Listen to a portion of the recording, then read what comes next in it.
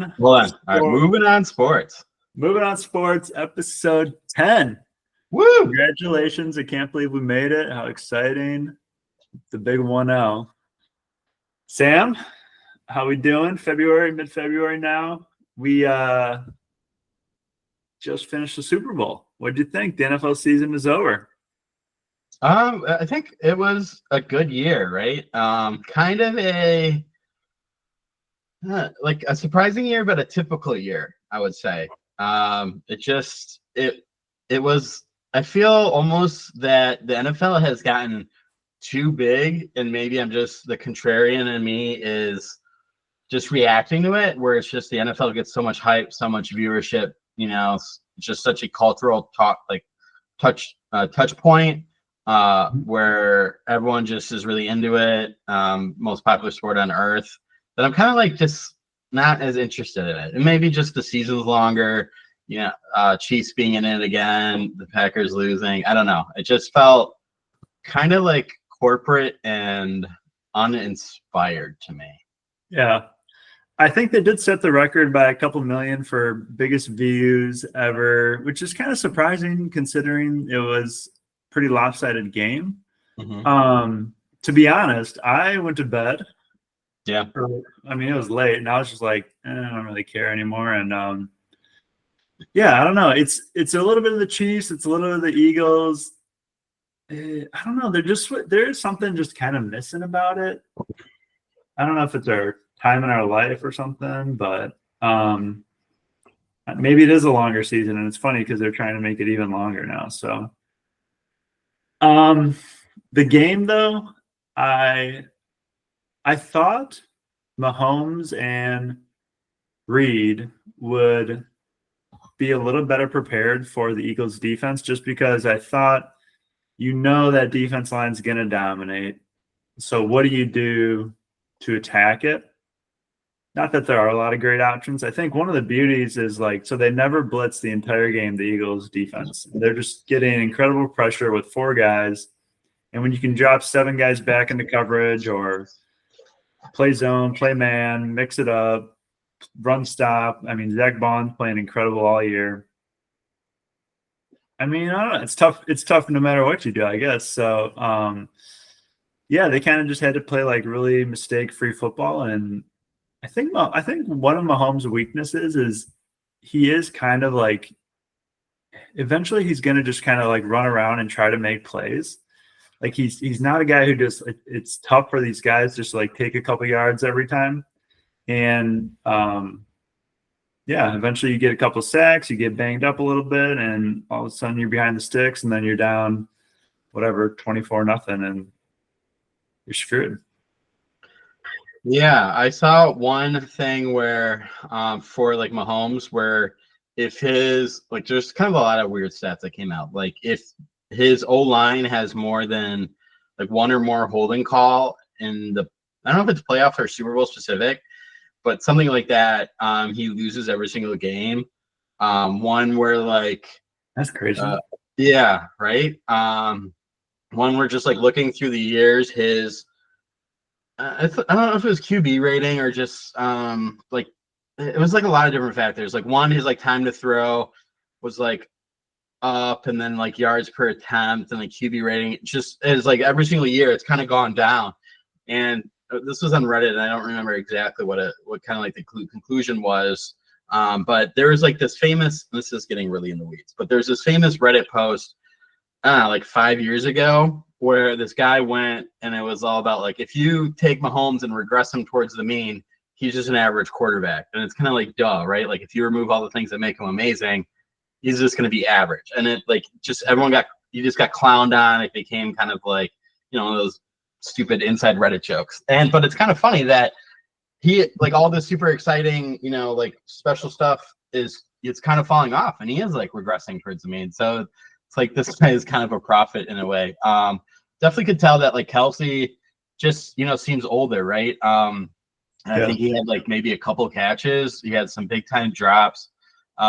Just if he's not able to find that soft spot in the zone, be that outlet for Mahomes, it just kind of doesn't work. And I think we kind of underrate how like not only how good Kelsey is, but just how much value he brought in terms of he was like a top 3 wide receiver, but paid as like a top 50 wide receiver, right? Because he was a tight end. So he's just such on a cheap, a team friendly deal that you could build around him, right? And I think like we look at the Chiefs, right? So I kind of view this as like the Bears indirectly caused the Super Bowl, right? Where they pass over Jalen Carter, it goes to Eagles. They pass over Mahomes, he goes to the Chiefs. It's like the Super Bowl is like the bizarro world of what the Bears could be if they had Mahomes, Jalen Carter. You know, I mean, right? It's a butterfly effect, but I just kind of wanted to dig at the Bears there. But I don't know. Just really kudos to the Eagles. Like you said, right? That if you can get home with 4, you basically win, and that's I think that just provides the template of the modern NFL that you know that's what you need to do, and you need the D-line. It's funny with the NFL because we analyze the hell out of it, and you know, the game changes so much. But at the end of the day, it's like, does it really?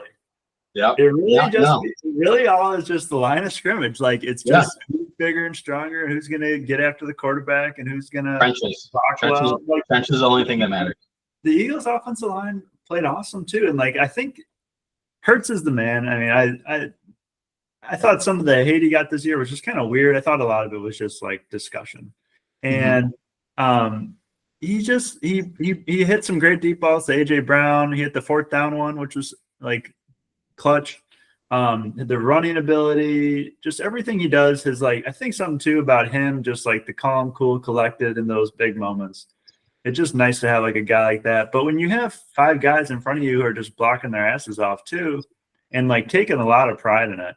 And then you got Saquon, it's like, and Goddard, like it's just such a well-oiled machine, their team. Like they've really just built an incredible roster. And if they can bring back Vaughn and a couple of the guys, I mean, I think they could compete for a couple of years here. They'll have to pay some guys eventually. Like getting Devontae Smith, even like that's a Heisman Trophy winner, and he's your second guy, and like he always comes up super clutch. AJ Brown's a little more like bigger and physical, but then you got Devontae just route running, cutting people up, and then Jahan Dotson had a couple nice plays too. Is your third. Yeah, I mean, it's just kind of, I was really impressed by the Eagles overall, and they rolled. But I will say my biggest takeaway, and this is kind of a homer take, the Packers are back, man. Yeah. We are so like, it's like last year, you know, the Niners thing. We lose to the Niners, they go to the Super Bowl. Same thing. Like we are right there. And I'm really excited. I'm excited because there's all these rumors, Myles Garrett, Max Crosby, Devontae. You know, whatever happens, I'm just cool with like running it, drafting who we draft. Obviously, we're gonna sign a couple guys, but because we got money. But I'm like kind of happy with where we're at right now as a team. Yeah, and kind of interesting where you could tell the Chiefs' plan, right, was we're not letting Saquon beat us. And I knew that, and I profited on it. I feel really good about that. But and it kind of like running back, it's like it's just NFL is just full circle, right? It's like chess, right? You do something strength, the team counteracts it. It's like what's your counter punch, and it just keeps going on. And it almost kind of proved that you need the threat of a good running back, but to win the big game, you need it's still QB, right? Like, and I think this was kind of just a great NFL game to prove, like, and this is a big thing with Hurts, like keep the main thing, and it still was. Trenches, defense wins championships, have a QB that doesn't make mistakes, and special teams, and you win. Play cool, calm, and collected. Kind of interesting, like I don't know, like the refs really in the beginning. It felt like that big kind of OPI play at the beginning of the game, like set the tone where there was like a big Chiefs thing where they didn't get the call, and I think it just got in the refs' head a little bit. Like I guess we kind of talk about this, but not really. But like for the refs, that's like their big game too, that they're on edge, right? And I think they're more prone to, the sways of like not momentum, but like, okay, they make one call. I think they're going to be more going the other way to have that big thing of fairness, especially with all the talk about being the Chiefs. I think that plays an issue too. And also just Eagles being hungry, right? That, and kind of just really impressive for, Howie Roseman. I kind of loathe to give him his flowers, but winning 2 Super Bowls with completely different rosters, QBs, defense, coaches, in the first 2 Super Bowls in Eagles history is, just really impressive. Kudos to him. Sure, he went out and paid. You can nitpick like, oh, he had some people fall to him, but he's gotten the guys. He built like elite talent, right? Elite talent wins the games. I don't know, like more on the cultural thing. I thought like the commercials were kind of funny, but just I don't know, maybe it's the rise of AI, maybe just America just doesn't seem to know what's funny anymore. We're kind of the pendulum shifting from like the woke DEI diversity angle to like, okay, are we going full into like 90s humor with sex jokes, really attractive women, being crude? Like, I don't know if we're gonna go there, but it just seems like America doesn't really know where it's landing humor wise. And kind of like one that stood out to me was the Sealed commercial with Mountain Dew. I thought was pretty funny. Just like the absurdness, I think maybe is going to be where we're heading, where use AI, just create like absurd stuff, and we just kind of go down that path. And the halftime show, I don't know. I just feel like rap is just kind of sucky live, where you just can't really understand what they're saying. And I don't know, America just kind of like sing along stuff. And I think rap is not really conducive to that. So I don't know. Visually it was pretty cool, but it was just kind of. I thought the commercials were like very corporate, and they definitely are swinging. They're trying to do. It's funny, like because along with the point you're making, there's also like this. There was like this anti-America, and now it's like this pro-America, but not too pro-America. But it's weird. Yeah.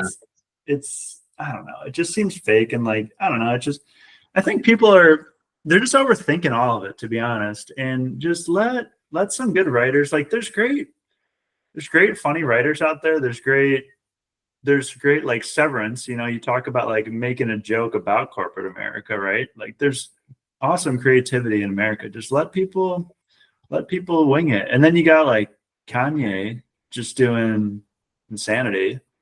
Horrible. So I don't even know how that happened. So weird commercials just got weird.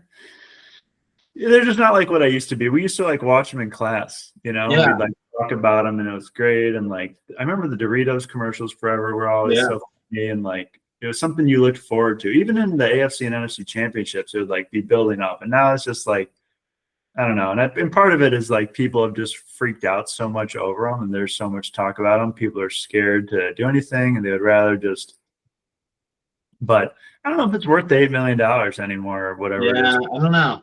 And maybe it's just like it's just too saturated, because we're just advertised too much, or it's just hard to like create a, like a niche, right? Like it used to be like, oh, this is cool, but now I think, like that's the pendulum has shifted. It's like there's multiple different pendulums crisscrossing each other, and the other one is like, I think just the corporation, like we're just kind of anti-big corporate when it's obvious, and like I think people realize like, oh. If you're on the left, like you were on my side for all this, like, all these issues. And now like we have a different president. Now you're not really on my side anymore. And I saw studies where like the people that feel that actually the people that feel that the most acutely is the left, right? Where if you're on my side, like that's almost to be expected and you're going to get a little bit of bump. But if you're not on my side, I'm going to really dislike you. So it's kind of a lose-lose for these big corporations. And it just kind of like showed like why take a political stand. Like I get why, because then you get all the love and it's like this cycle of like, oh, I get to feel good about myself and connect with the younger generation, chase that prime demo that you're looking for. But you're not really looking at the long-term game of okay, when that political culture shifts, where are you going to be left standing, right? And I think it just goes back to Jordan said, right? Republicans buy shoes too, and the more you stay away from politics and realize that it changes very quickly. We just as a country just always seem to forget how quickly politics change, just gay marriage approval went from like 20% approval into like 80% within the span of like 5-6 years. And like that is just mind blowing to me. How quickly that changed. Even abortion, right? You know, it's just like that's changed really quickly, or all that stuff. I don't know. It's wild too, because I actually was going through it the other day, and I was like, conservatives are like 5 years behind liberals. Yep. And that's kind of the nature of the party, right? It's kind of just like five. It's just like, just like a little slower. Yep. But it's funny because the conversation between the two is like they're complete opposite all the time. And it's like, well, they're just like taking things a little bit slower. But like, I don't know, you talk about gay marriage, like 2008, no president was for gay marriage. 2016, both presidents are for gay marriage. So yeah, like Obama famously was against it, you know? Yeah, for the first term. So it's like, I don't know. It's just, it is weird. I don't like corporations getting into it too. To be honest, I feel kind of weird when they, I don't know, like I don't think it works on me personally. Like when I see someone like come over to a different side, I'm like, well, it's like pander. Yeah, it's a pander too. It's like you're a bandwagon fan. Yeah. Like, oh, now you're jumping on my team, but you weren't there to begin with. Like, sure, I'll be there at the party with you, but I'm not gonna really hang out with you that much, you know. Like I'll tolerate you, but I'm not gonna be a really good friend of yours. Yeah, it's weird, and I don't really get it. I don't know if it's like they're just worried about tariffs or what the hell, but yeah, who knows with these corporations? Corporations are just so weird nowadays, and it's like the analytics and everything going in the decision making. It's just getting weirder and weirder, and it's moving faster. And I don't know. I'm having a hard time keeping up with it all. Yeah. I even think just even talking about like Bud Light, right? How they went super middle America, you know, horse walk into a bar, you know, just like just to be like, I don't know, probably a couple of years, or maybe they were talking about in school. Maybe it's a little too close to it, but go from middle America, Clydesdales, you know, have that ranch farmer ethos, kind of like Yellowstone vibe, right? Then you had the tranny do it for, you know, like a year, and it's like all freak out, and it's like, oh, we lost all this market share. We really got to go back to the Clydesdales, Yellowstone thing, you know. Just it's like that blip where it's like, you know, what the fuck happened in here? Colin Shane Gillis. Quick. Yeah, right. You know, and it seems like it's working. You know, I'm kind of like, you know, these are funny commercials. You know, like I can feel myself slowly being like, oh, okay, Bud Light it's over. You know, I'm kind of over. It's an American company, whatever. Yeah, right. You know, like it's quintessential America where you have a little bit of a freak out. You do something kind of batshit insane, and we get all up in arms. But I think we're a pretty forgiving country. You know, where it's like. All right. Time heals all wounds. Yeah. It is funny. We're just in a funny, weird time period. I would just say weird time period. But yeah, I thought the halftime show.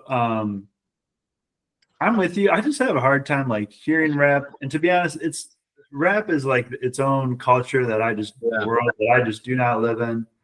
But I was looking up like some things or just reading about some things like. Serena Williams. So Serena Williams like dated Drake, and then she's crip walking. I don't know. That was supposed to be kind of a flex on Drake. I mean, this was one weird thing. Kendrick sings that. So him and Drake have this huge beef, right? Yeah. And Kendrick sings that song, pretty much calling Drake a pedophile in front of 120 million people. Like that's kind of a wild thing to do. You know, like even her chain, right? Was I saw this is a lowercase a, right? A minor. Oh shit. Yeah. So I mean, I don't know. Part of me, like when I think about that though, I'm like, you know, you're at maybe one of the biggest singular moments of your career. The biggest, right?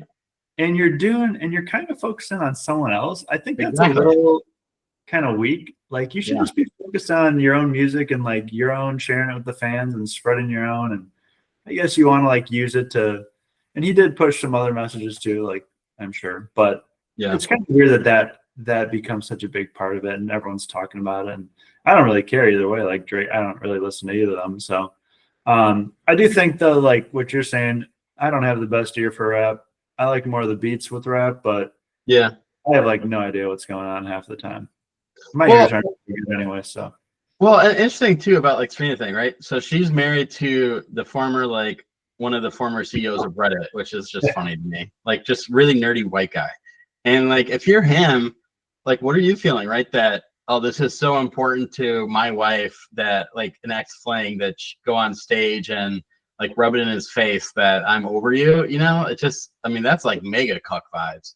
And also too, that don't you over me for him a long time? yeah, one of the Williams sisters got killed by a Crip, and like now you're like doing their dance, you know? And I'm just like, I don't know. That just all of that just feels wrong. That it's yeah, like you said, it's just so petty and vindictive, and like okay, I guess these people just aren't over their past slights, and maybe because these slights kind of get them the stage right, and it's kind of it seems like this I don't know, like ancient Greek tale, right? Of like just downfall that you have all the success in the world, but the weight over your neck is still that you can't get over past wrongs. But that's also brought you to like he's been like super popular with all those other songs, but you know, that's kind of relaunched him with this, you know, Drake beef. And it's like, okay, I wouldn't be as successful if I didn't have this beef, and probably still likes Drake, and Drake probably likes him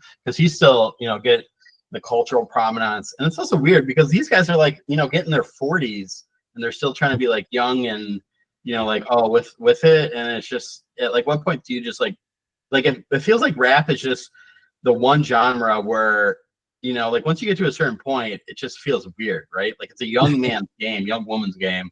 And you're like this old guy doing all this like rap stuff. It just, you know, it just looks weird, you know?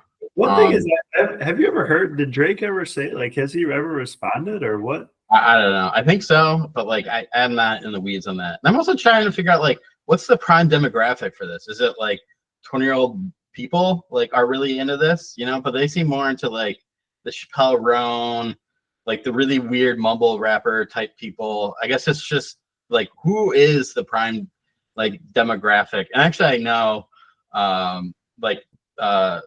friend that we had over, her significant other is like really about this and like kind of like a progressive middle-aged white guy, and that seems like the prime rap audience is progressive middle-aged white people, to try to be like culturally relevant. And that's just that's just a weird pairing to me, you know. That's actually hilarious. I'm not gonna go too deep in it because I have a lot of thoughts that I'm trying to, just in case this gets out, you know. But I don't know, it's just all this it's just weird, right? It's just weird. But I will say there's probably a part of it that's like a little virtue signaling. Yeah, I think a lot of it is, you know, like, oh, this is such a good, you know, like so quality in the lyrics, and it's like, you know, it's like the emperor has no clothes. That's what the feeling I get is like, sure, it's cool and it's visually appealing, you know, but like this compared to Rihanna, like Rihanna was good, you know, I like her songs, she's a good performer, it's just objectively good, right? You can understand what she's saying, they're good songs, and it's like I think that's more people of all leanings, colors can like that. But then it just seems like this, where it's like almost the worse it is, the more people have to feel like to back it up because, you know, they feel like they need it, right? You know? Yeah. That's a good point. Interesting. All right. Moving on, Super Bowl. Until we'll do a little draft in a couple months, but it's kind of cool. It's at Lambeau. Yeah, very cool. I'm excited. Hopefully we'll have Myles Garrett reading out our first round draft pick. Or Micah Parsons. I don't know, either or. A lot of big edge guys. Osby, Devontae, Aaron Rodgers, 2 quarterbacks. I can see Aaron Rodgers like Raiders. That kind of makes sense. Or Vikings. I mean, Vikings just the funniest, but I think they're gonna roll with JJ. Oh, this is a hilarious slide. Yeah. I'm just gonna read this out for our podcast listeners. So moving on to colonialism ? Is it really bad? Liberia, Haiti, Gaza. Okay, I think this actually is a great debate. Colonialism, is it really bad? No. I think 2 things. There are times when people have colonized other areas and they've just pretty much like slavery, right? Bad. And or like pretty much whatever the king of Belgium was doing. That's exactly what I was thinking. That guy was Leopold, he was a dick. Yeah. Psycho. He was running, I didn't know this until like, I want to say like 1940s. He was running human zoos. So he'd Yeah. like bring Yeah. people from Yeah. Africa, Yeah. put them in a zoo, and people would like pay tickets to like look. I mean, that's just insane. Yeah, I think someone should do like a horror movie about him. You know, just like a horror biopic. I think would be such a interesting thing, right? Like, because I think we're kind of in the Napoleon biopic thing, but like kind of with the horror vibes of, you know, like kind of like Get Out, like a Get Out type of biopic. I think would just be really interesting. People need to know about, like, you talk about, you know, learning about bad history to not, I mean, I don't think anyone is going to, hopefully no one repeats that, but also just like the taking of all the natural resources. That's the other big part too. So you're destroying the people, you're destroying, it's extremely corrupt. And then you're like paying off high level officials and you're getting natural resources to sell off. And then a lot of times today it's like child labor, right? Mm-hmm. So, or slave labor, almost low wages. So, is it good? There have been times where you've just like brought a more like organized society, I would say, to places that just kind of helps things flow because you can invest in countries that maybe just don't have these connections or just haven't gotten to that place where they're, I mean, for whatever reason, right? So they need investment to build so that they can extract the resources. It's not easy to like go underground and take this stuff out and then process it. So, you know, I think there's kind of a balance with colonialism. What do you think?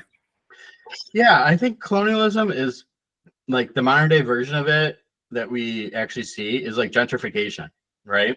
Where, yeah, you know, you can see, like, I think you can look at, if you just look at, and it's kind of our conversation too, where people are really good and get really emotional at like what actually happens, right? The tangible current day. Someone has lived there all their life, probably don't own property or renters, you know, like don't, or maybe they own the land, but they're not fully utilizing land to like the objective best value of it, right? Sure. Someone comes in, realizes, okay, we can make this better.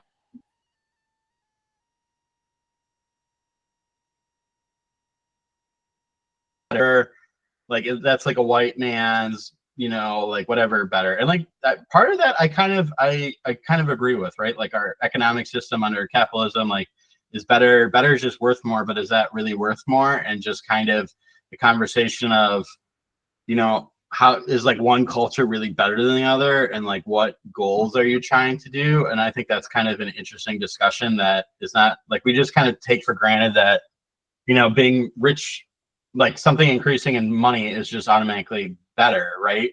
But is it kind of really, you know, I don't know. But so you take that, you remove, like these people get to place and it's like not their fault, right? But eventually, like if they own land, they get to sell it for more than they ever could. And sure, they get priced out, but like, you know, that's just the nature of the world, right? You make some money, people come in, they want it, it makes it like, and then provides more taxes to the area, you know, then you could have more resources for underprivileged people. So like the end result is everyone kind of wins for it, but like the process to get there, like the end result is like theoretical, right? Like we know that it will likely, happen. That it will lift all boats, but people just think, oh, you know, all these citizens get are losing their stuff or get displaced, and like that sucks for them. And like what actually, like what it will lead to is, you know, like kind of theoretical. And so I don't put stake in that. I don't really care about what's happening to these people. And so whatever. And I think colonialism the same way. And I think we also forget that throughout basically 99% of human history, humans went to war with each other, killed each other, tried to get each other's women, you know, pillage, you know, it was just war, conquest. And that's how it was, right? You know, it's like really Darwinianism. And only recently have we been able to be like, okay, The infirmed people, can survive and get state resources. Like I saw an interesting thing where to know like a society is really like advanced or like postmodernist is like how many homeless people it has. Because if you go to a poor place, there's not homeless people because they die, they just die. Or they're like shunted out to somewhere, like California is like one of the richest because it has all those homeless people because they can afford to not work, and people are apathetic enough where they give them money so that they are like they're kind of useless to the modern economy. So and so kind of going in, because mostly it connected with like the Gaza thing where Trump wants to, basically seems like build condos there. He said like, oh, there's all this beautiful water. And I'm like, that's kind of true, right? Like you take Gaza, this war-torn land, and it turns out to be like this next, like, say like Dubai. Yeah, right. Like a cruise private island type thing where people go vacation there. But it's like so connected to history and religious significance. It just seems kind of a satire on modern America and how we kind of just don't care about history and past. And I don't know, but it's like, that's probably a good thing, but also like there's this romantic, left vibe of like the struggle, right? The struggle against big modern, yeah. So I don't know. No, I've been thinking about this stuff a lot recently, just with all the like the U.S. aid and the cutting back, and because I kind of feel like that, like people right now, they're talking a lot about soft power, right? Yeah, exactly. Like when we pull back, well, then China kind of fills this void. And I don't know, it's like for years people have been saying like, well, the U.S. imperialism, it's bad and it's colonialism. We shouldn't be doing all these things. And now it's like, well, I'm coming back. If we don't do it, then China. It's like this weird confusion of, is it good or is it bad? Do we want it? And then it's like, well, the U.S., we pay so much in foreign aid every year compared to other countries. But we pay, this is an interesting thing I've been thinking about. So we pay like way more than say Europe total in foreign aid, right? But percent of GDP, it's pretty similar. Now Europe had, in the US, we were pretty close in GDP like 20 years ago. I think from 2000 to 2008, they caught up to us. And then 2008 till now, we've kind of gone crazy. Yeah. And, Europe definitely makes choices on how they live that limits their GDP, I think. Yep. So they choose to have a more work-life balance. They choose to have more rules around investment and taxing wealthy and kind of like being a little tougher on big businesses. So flock to the U.S. and other countries. Well, then you don't grow as much as a country, and then you don't have the ability to spread your wealth around and have this soft power. So it's kind of interesting. Like, I don't know. It's always so much more complicated, these things, than simple. I don't know. I've just been thinking about it. It's like the EU, yeah, they do humanitarian aid, but they also just like get to live this life of more chill, more balanced, while having the benefit of, well, the US kind of takes care of things, while the American people like do work a lot more, stress, all that, make more money, but then they're also like spending way more money on foreign aid and different things. So it's kind of this weird like complexity. And I guess like the thing that I'm like kind of at now is what are we actually getting out of it? And that's what I don't really know. Like, yeah, I do think it's nothing. It feels like nothing, right? It's good to stop diseases and malaria and wherever.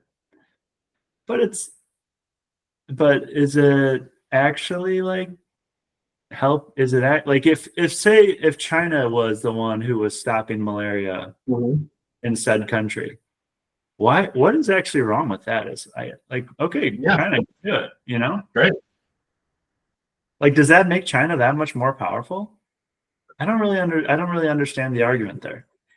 Yeah. So I've actually, glad you brought this up because I have thought, I've been thinking about a lot of similar things too. So one thing I think is the crux of the issue, and where there's like one side versus the other, and we talk about, I don't know, like I view it as like symptoms, right? But we don't talk about the disease or the core of it itself. We always argue about symptoms, and we can't seem to see why because we're not really talking about the main thing. And I think in this case, the main thing is it's kind of like net present value of money. Do you like, if you had say $1,000, would you want to give that $1,000 to 1,000 people right now? Just give them each person $1, or do you want to take that $1,000, invest it, grow it, and then say 10 years down the line, you give 10,000 people $1?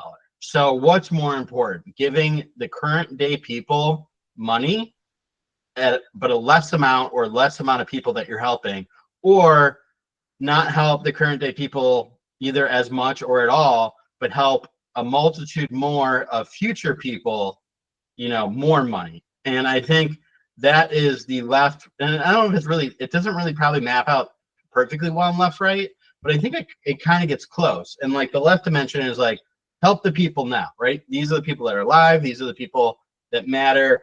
The future people, they can deal with their own situation. We should help the people now. And I think the right thing is like, or like more capitalist, right, is more, okay, we can help people more because if we grow and invest in ourselves or these businesses, or we take all this money, invest in our country, reduce regulations, like you said, that people have to work a little bit harder. It's just shown that we'll get more money, we'll be more prosperous, and then that thing will just keep cycling and just building upon itself, right?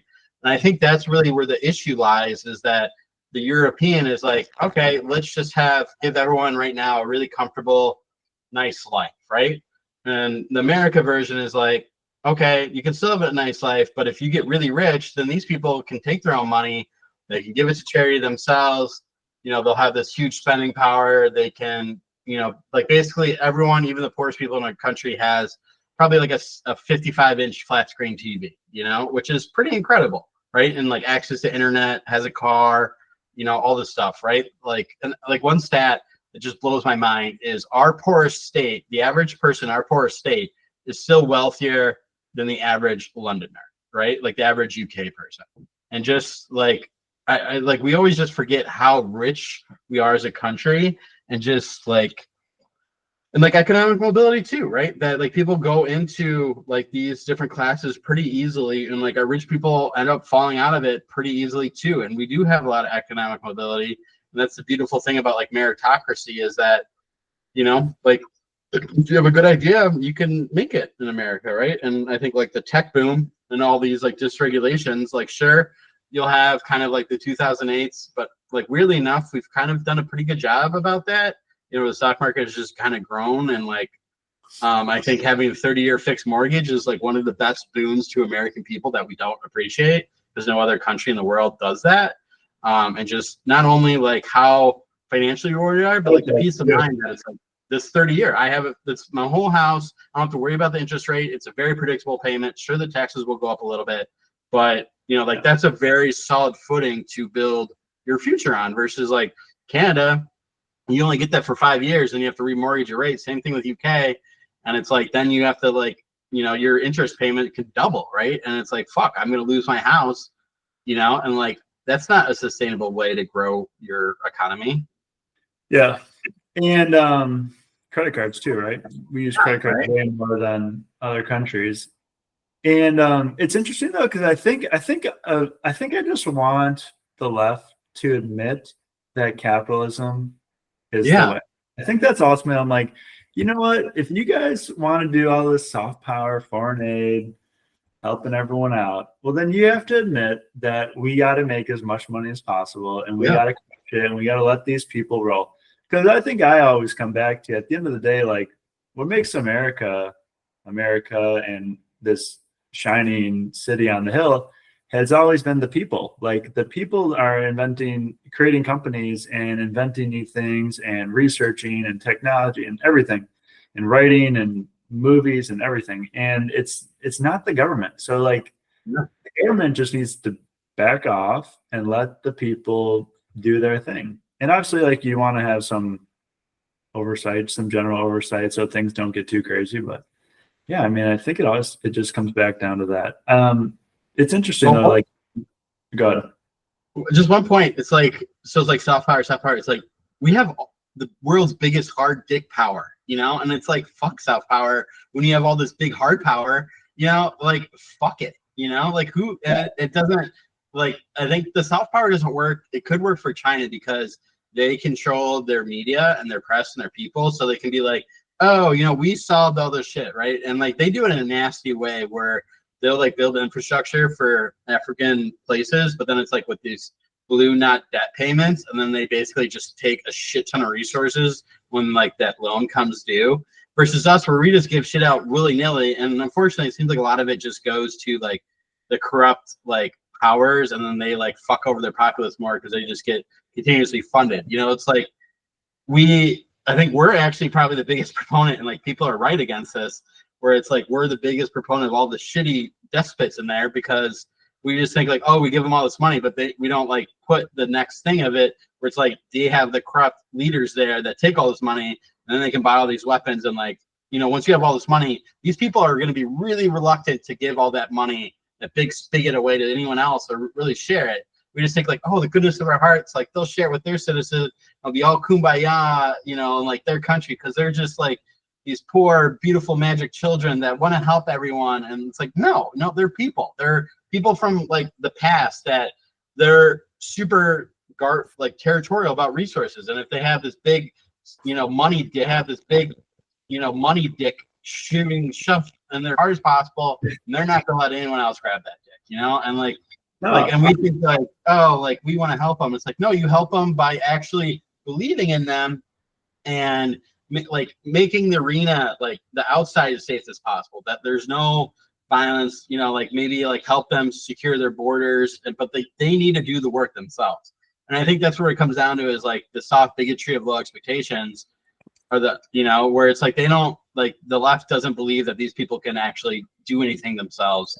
Like we have to do everything for them, right? Because we're smarter and we're the white savior. And like I think that's really what it is. Like those people don't really give a shit about them. They just want to feel like they're helping, you know, this poor person to, you know, see way. You know, it's kind of like they want to be Jesus, but they don't believe in religion because they think that they're God themselves, you know? Yeah.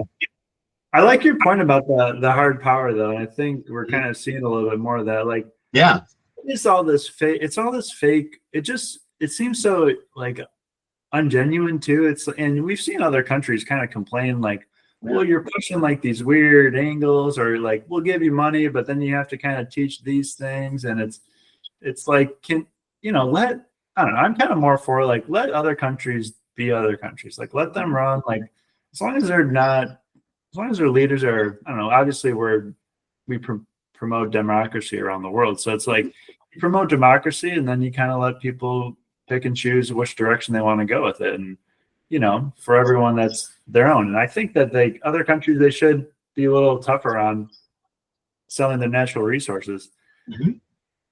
You know what's interesting too? That we all just think that democracy is the end goal. Like there's no other political system that's better than that. I think it's good, but you know, it's like evolution, right? We just think who we are, where we are in modern day, this is the best it'll ever be. And because we're just so poor at thinking of improvements, right? That, oh, this could actually be better. And I think especially in the political sphere is we just think, well, I mean, this system has worked pretty well. It's led to the greatest country that's ever existed. But, you know, like no size fits all. If you're a starting out country, if you have like an actual good person, that person probably should be dictator, right? Because that's a good way to get your country from being shit to being better. They were in Singapore, that guy was basically a dictator. Kind of interesting with Ukraine, stuff's coming out about Zelensky, where he's like, I'm the best leader for this. We don't need to have elections. I'm the best one to lead this country. And it's like, well, that's not really surprising that this person who gets all this adoration feels like he's God of his country and like, you know, the David. And do you think David is going to cede to some other person? Fuck no, he's not. And probably he has, you know, like what Ukraine has ever been as well known and, you know, such a player on the global stage. he's not going to give that shit up, and that's probably why a big part why he's want the war to end. He's willing to sacrifice his citizens so he can still continually grift and continually fight against something and get all this money and adoration. Like, he's not going to give that shit up. So Yeah, I think that's going to end pretty ugly, where the war should end. And you know what? You're a smaller power. You know, yeah, it's nice that we use Russia resources. Everything's like kind of a nuanced issue, but you know, Zelensky is going to get more and more dictator shit, and that's going to be kind of interesting. I feel like there's going to be like, it have to be like an overthrow of him, and that's going to kind of blow a lot of people's minds. that would be super wild. I did see he offered $500 billion worth of resources for us to protect them. And I was like, all right, maybe I'm back in now. Yeah, but is that 500 billion like kind of like our money? You know, it's just Yeah. It feels It's also like, well, it's 500 billion worth a nuke, right? Isn't that kind of like ultimately what we're playing with? Yeah. Here? Yeah. And that's the issue ultimately with Ukraine and Russia and this whole thing has been like, well, we can only push it so far before, you know. And so I don't know. That's why I've always just been a pro, like just cut a deal. They should have cut a deal when like Ukraine was kind of moving, like kind of gaining some back, and now they're kind of losing. And I don't know. It's just a shitty situation. And it sucks making a deal with Russia, but you also have to understand like they are a bigger country, and that's just reality, right? Like it is what it is. It's funny though. Like people get mad and say that's like a Russian talking point, but to me, I just look at it like, well, it's just obvious. It's just reality, right? Yeah, it's just, you know, it's like if you're Gaza, like you want to see Gaza has hostages, so it's kind of interesting. But like you just have to kind of cut a deal, and they've said recently that they're not gonna comply with the next hostage release. So if they don't get released Saturday, I mean, it's probably gonna be like an insane war there. Like it's gonna be probably way worse than what it was before because it was pretty bad before. Yeah, it was, but I feel like Trump is going to be like just fucking level the shit out of it. They don't. Yeah. I don't know. I'm down with like destroying Hamas. Yeah. I think message, right? What? Sends a message. Yeah. One interesting thing I saw today was so Egypt gets 1.3 billion in aid from the US per year, 1.3, 1.4. And so Trump is like, if you don't take Palestinian refugees, you're not getting the $1.3 billion in aid.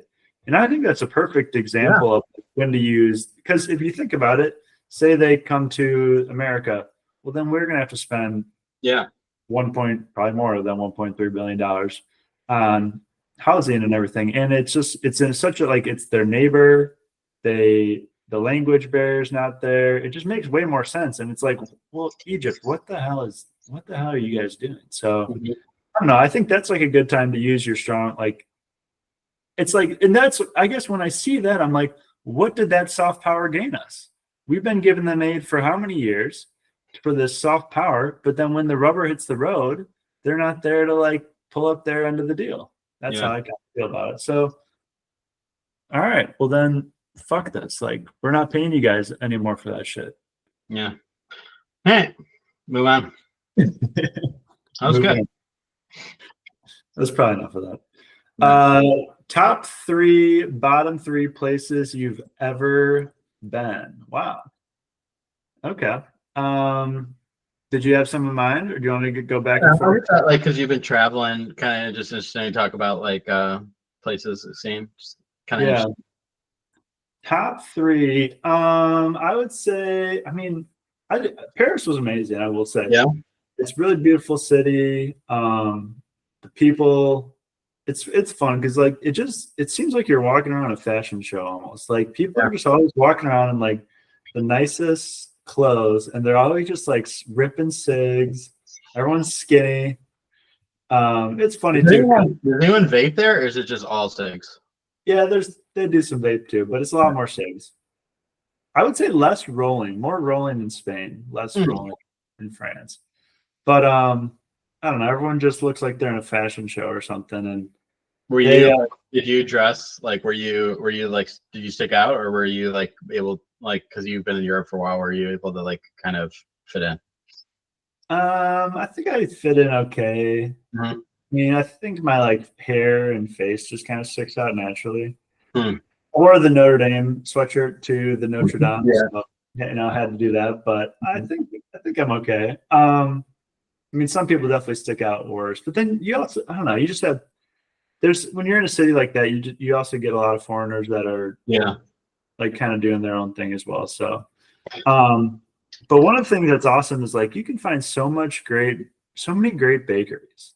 Like you walk down the street, there's like 10 bakeries, just amazing. You pop in, have like a croissant, gyro, this, like, and everything. It's a little more expensive than Barcelona, but it's just super cool city. A little cold. I think I've just gotten soft with the weather, honestly, because it was like 30 degrees and kind of rainy sometimes.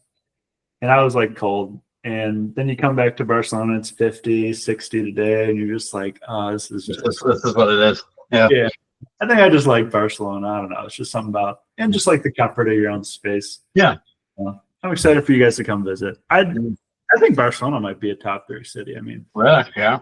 just I don't know. So when I went to Paris, I just saw that maybe it's just the areas I went, but there was just so much like trash.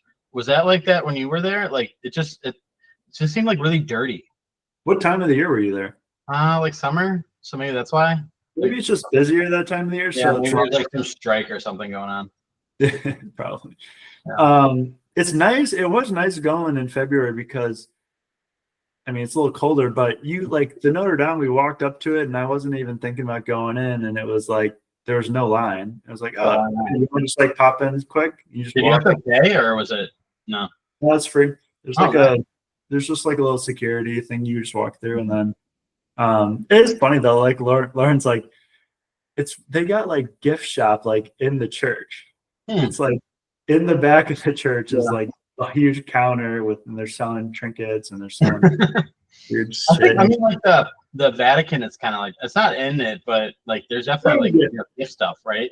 I get it, but it's like you're right. It's weird. It gets a little weird, and then also too, like you know how you can pay to like light a candle, say a prayer. Yeah. You can like Apple Pay that stuff now. So it's like you're just sitting there and you're just like tapping your phone for prayer candles. I mean, I don't know. I guess it makes sense because people don't have cash, but it's such a weird world. Yeah. I don't know. It's just kind of Apple Pay for indulgences. Yeah. It's I don't know, it's a Catholic church. So bottom 3 would be tough. I mean, I don't know. I don't like ripping on other countries, places I've been to. What about like when you're in that like Slovak area? Albania, Tirana? Yeah. It's an interesting place though. Like I just respect a lot of, I mean, they're 30 years away from coming out of a dictatorship, a communist dictatorship. So it's like you kind of respect that they're getting through it and building a lot. And I honestly think they're going to have some exciting things there, but I didn't ever feel like unsafe or anything like that. I never felt it's crazy cheap, but it's just, I would say the quality of everything is just less. So you go to like we went to a 5-star hotel on the water. Well, 5-star hotel, like it was beautiful location, but it's like the room, it's weird because it'll be like massive and like marble and like kind of fancy, but and like like the doors you just kind of like press them and I don't know like kind of cool things like that. But then like the sheets will be like you'll see like stains on the sheets. So it's just kind of like a weird like I think just like the standard is a little less and like just the caring about things is a little less. One thing that was really funny to me was whenever you get water, the waiter would come over and he'd just like pour you a glass of water, right?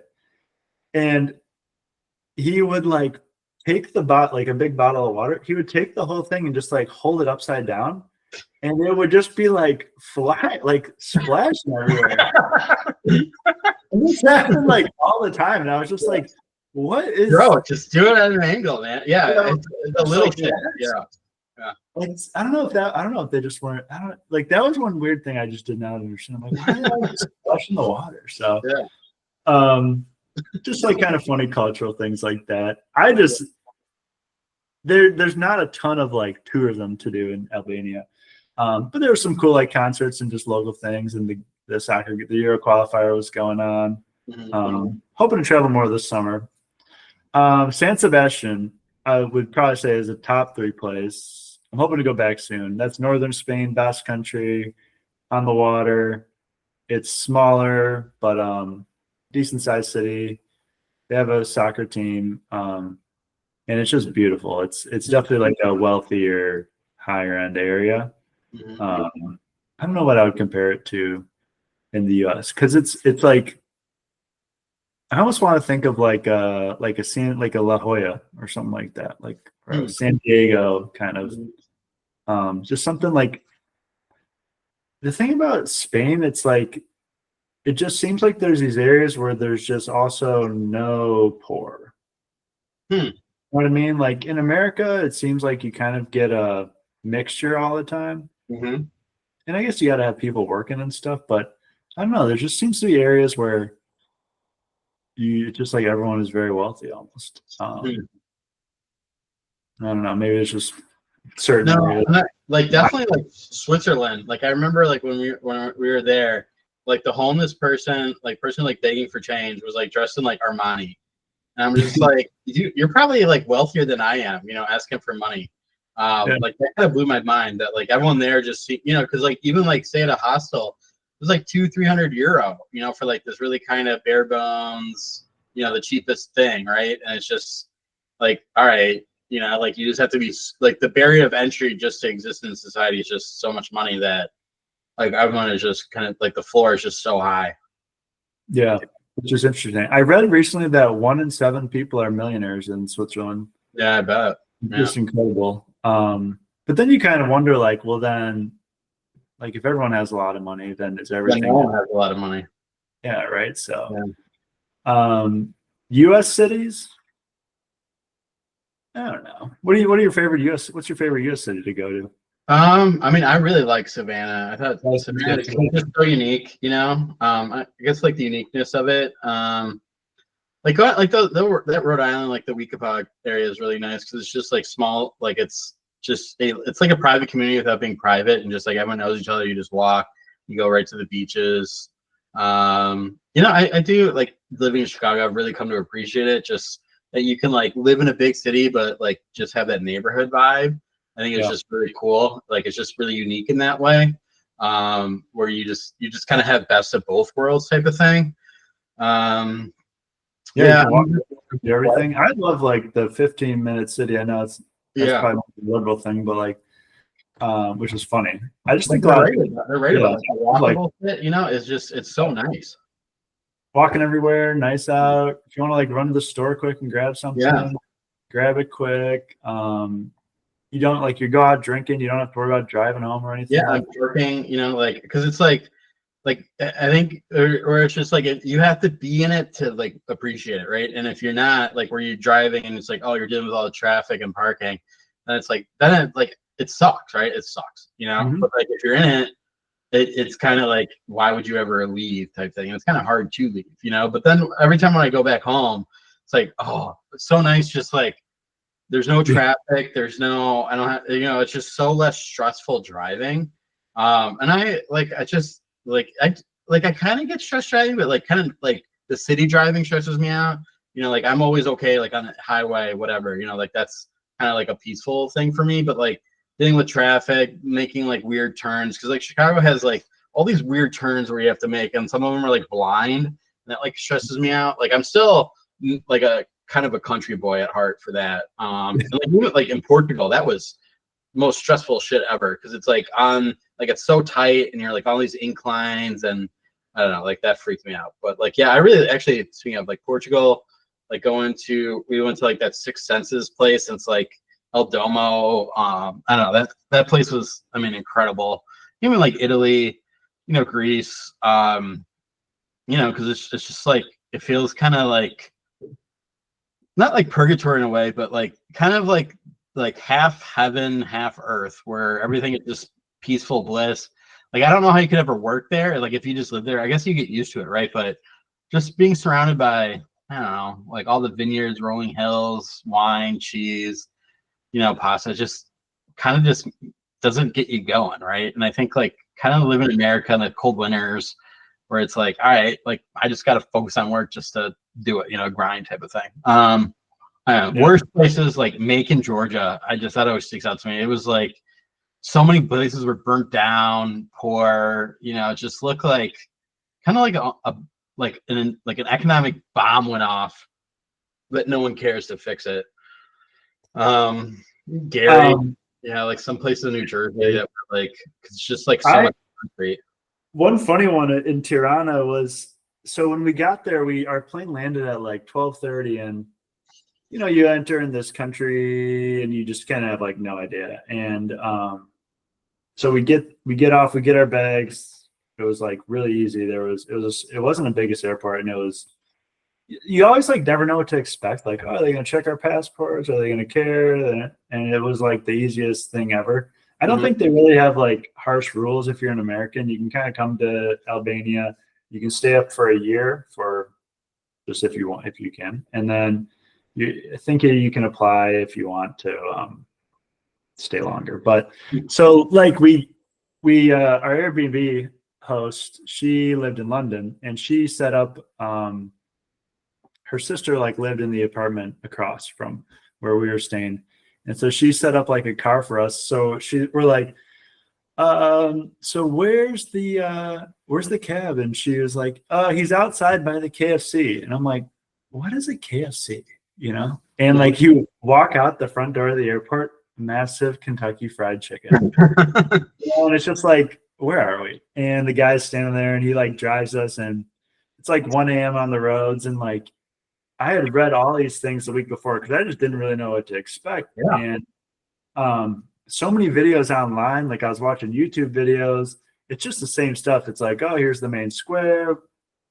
It was just like nothing. There really isn't a ton of information.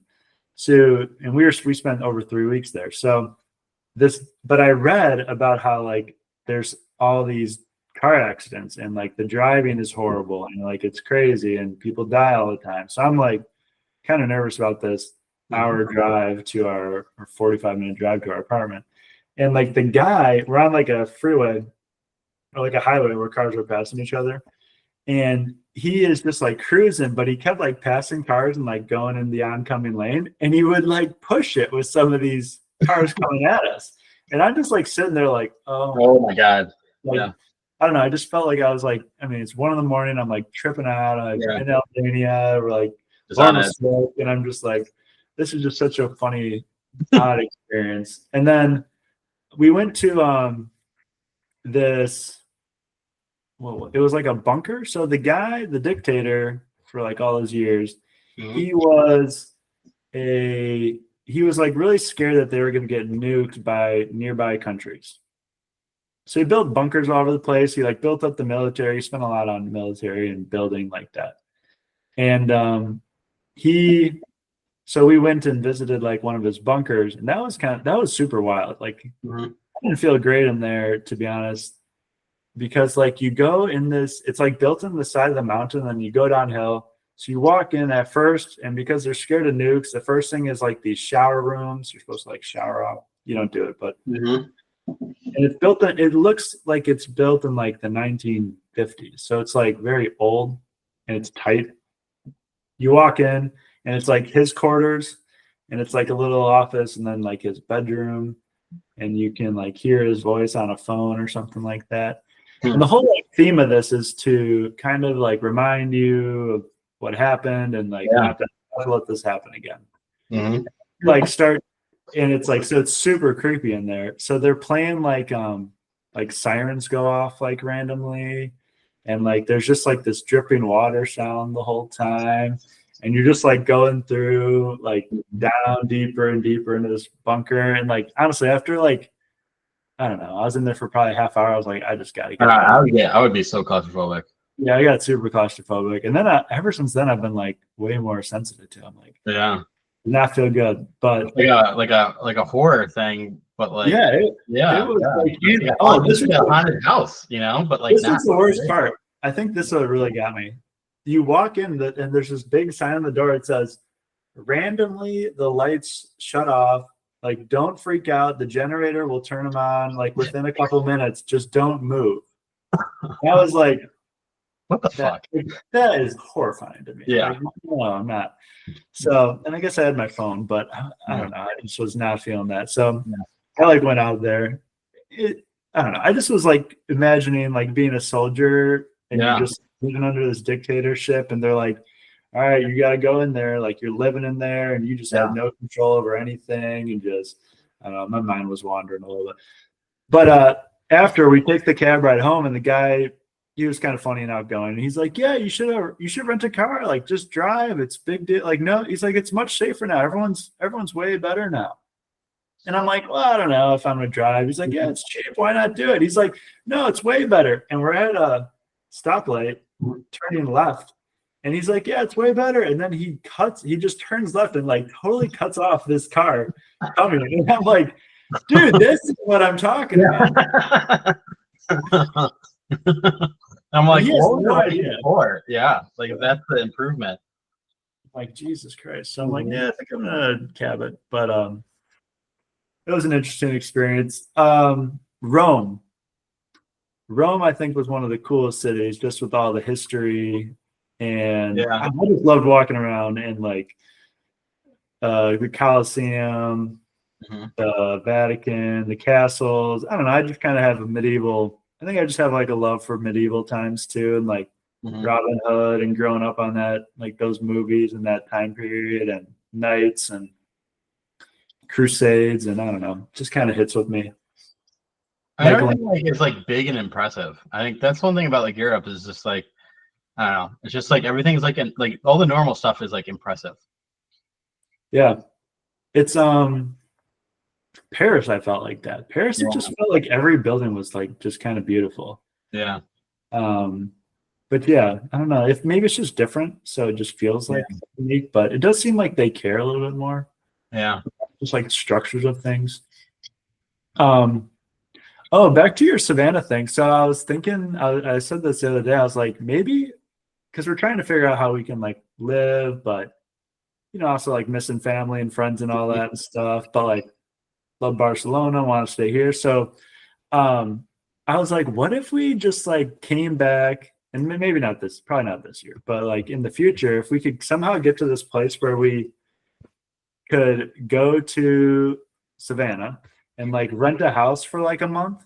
And then like my parents could like come visit us, or Lauren's parents could, or if you wanted to come visit us. Like, I think that would just be a fun way to like come to the US, but kind of be in nicer weather. Yeah. Days and spend some time, I don't know, 6 weeks, 8 weeks, whatever work. So I don't know. I think that'd be a sweet way to do it. And spend some here as well. Yeah. Trying to figure it out. All right, move on. We'll keep adding to the list though. Moving on. Yeah. Which US president would be the best to lead in 2025? Wow.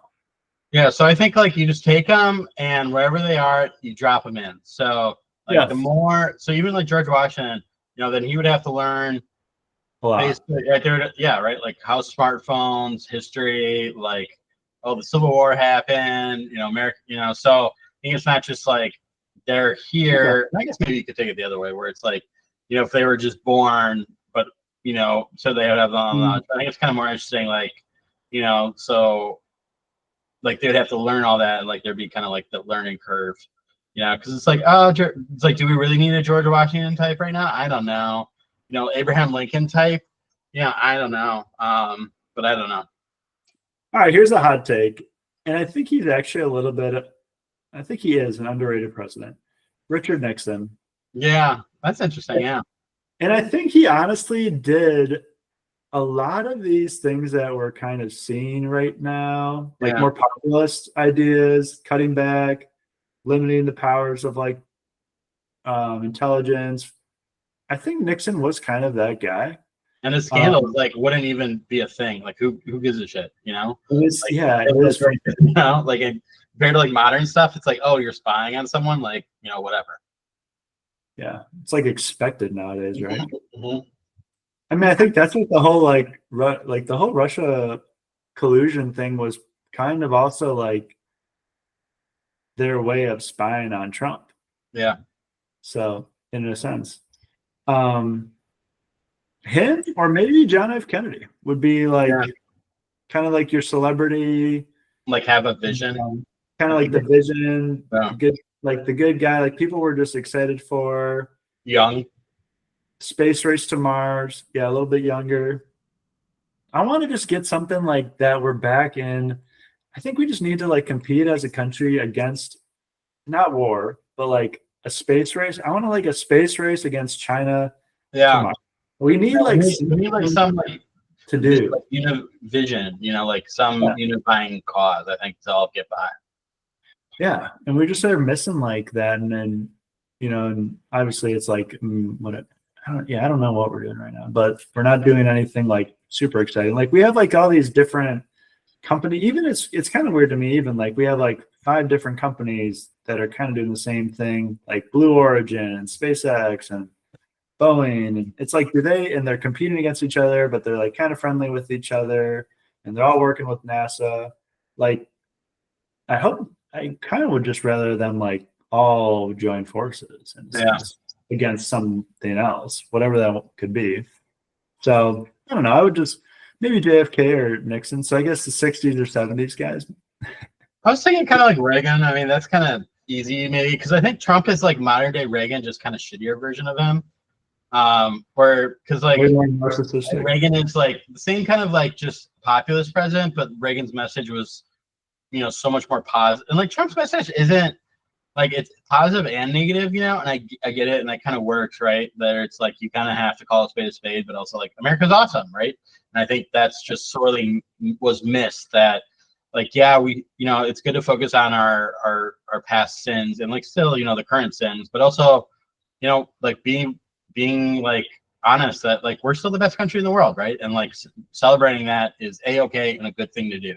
And I just think like the positive, like be positive about our positives, but also aware of our negatives. But also I think at this point, like we're all aware of our negatives. We just kind of everyone just needs to be a little bit more positive, and kind of don't like that.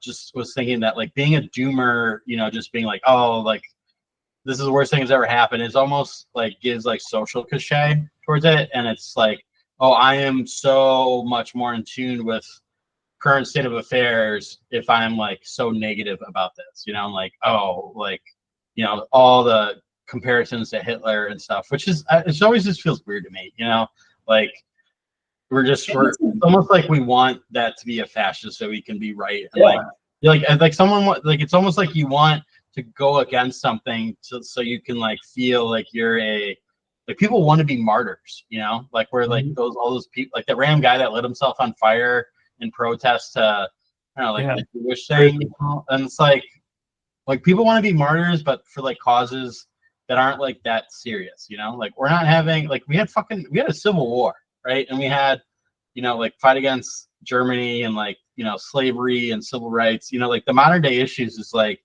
people are like, oh, it's the modern day civil rights, but for trans people. It's like, no, that's they can do whatever they want. They just can't change in front of girls and play sports. That's not nearly to the same level of civil rights, as back then. You can buy a house, you can get credit cards, you can work at companies. Yeah. It's like it's like we're not. Seems like a large part of the populace is just like unhappy because things are mostly okay, and like looking for a little bored, honestly. I mean, I think they're bored, like they want something where they can struggle against. And I did read this thing, and I'm totally with you. Like I'm so against the doomsday. It's like I'm over it. I want to be excited about the future. When I was young, I was always excited about the future. People are so afraid of technology now. I think our society is just so like dark. It's like, and it's intriguing. Like when you watch movies and they're a darker twist on things, like The Joker or Black Mirror or whatever. Black Mirror is like a good example, or like all these like killing every show and podcast. Like there's a million death murders. But it's like I don't know. I think it just kind of takes a toll. It's like let's be a little more positive. And there was this book recently reading, and it said something about, it was a fiction book, but it said something about how every like generation, every like group of people in society, they've gone through this, like they want to feel like they're living at the most important time in society. That's a good point. Yeah. Like we're living at this time where like if we go this way it's good or this way it's bad, and so you kind of like, I think it's just a little bit of our like natural like narcissism that we want to like feel like we're at this super important moment. And I think like that's what a lot of like the climate change stuff is. I think that's what a lot of the Trump stuff is. And I think what's frustrating to me is like when I just watch it all, it's just so confused. Like, and I try to read both sides enough to just have a general idea of what's going on. But like right now, it's like, does anyone have any idea what's really happening? Because it's just so much, there's just so much like code red and end of the world and breaking constitutional crisis. That's right now, constitutional crisis. And it's like, Hitler, can you stop doing this for like 2 seconds so that like, what if like it actually does happen? You've already turned off so many people. Boy who cried wolf. We're going to listen to you. And it's just like, stop. And honestly though, the sad part is it works. Like the amount of people, this is what's crazy to me too, is like the amount of people that are making money on Substack by being like these hyper partisan writers, and people pay $5 a month and get their blogs. They're making insane amounts of money though. Like tens of thousands of dollars a month, just like writing these crazy. And the thing about a Substack is you can just write whatever the hell you want. Like I could just, I could be a fucking psycho person. Yeah. They're like doomer drug dealers. Give them a bit of dystopia. And I saw that like the therapy has gone up a bunch recently already, and it's like, I mean, we're 3 weeks in, and I don't know. It just seems like that's another interesting one actually I was reading too, is like, does all this like addressing your trauma as therapy actually help you or not? It makes it worse. It makes it worse because it's like just constantly on the front of your mind of how much of a victim you are, how shitty people have been, like, and it's like was actually if you don't validate that, then it's like I'm gonna go find someone else who truly gets me, right? It's like I just want to be validated, and I almost want to, I want to someone to be honest with me about how bad things are, right? And it's kind of like that false memory thing, that craze back in the 90s where everyone was being sexually abused, and then their therapists were like, yeah, you were. Like, let's uncover this, that you've repressed. And it's like all these false planted memories of abuse, and it's like, oh shit, like that worked out really terribly. Yeah. And it's just people, like, it's almost like they want to have an excuse for like, oh, I wasn't able to do that because this happened to me when I was someone else hurt me. Like people just don't want agency. They don't want to be like, I'm actually in control of my destiny. Like people don't want to hear that. Why is that? Is that just a fear of like, sometimes having control is a fear, right? It's like, then it forces you to be accountable, right? And it's like, that's terrifying, but it's also powerful. And I think there are oddly, in a way, like there are a lot of people in society that are kind of like would want to just rather be told what to do and like show up at a corporate, like kind of like show up at like their government job and make like $70,000, $80,000 a year, and just like punch the clock and not be stressed and kind of like whatever. And it's like, I don't know, it's just such an interesting. And like, really, is there anything wrong with that if that's who you are? I don't think so. No, there's nothing wrong with that. I think the part where there's nothing wrong with doing that. I think the people that like take their views and they want to push it on other people is where it just gets a little bit. I mean, I think a lot of it is because of like the death of religion, like that the people that have always been drawn to that are still like, those people still exist. And so maybe we talked about this, but like climate change is kind of like, it's a religion, right? Veganism is a religion. Homeschooling is religion. Conspiracy theory is a religion, where it's like this special other who has like this granted knowledge that makes you more elevated than others, and you're gonna proselytize to others. And like minority things have become a religion. Yeah, it's like offshoots, right? It's like the Latter-day Saints of. Yeah, it's interesting. Yeah. I was thinking about, it's funny, we think about a lot of the same things. I was thinking about, this is what my theory is on religion, that the lack of religion has led to the void of male role models. Yeah.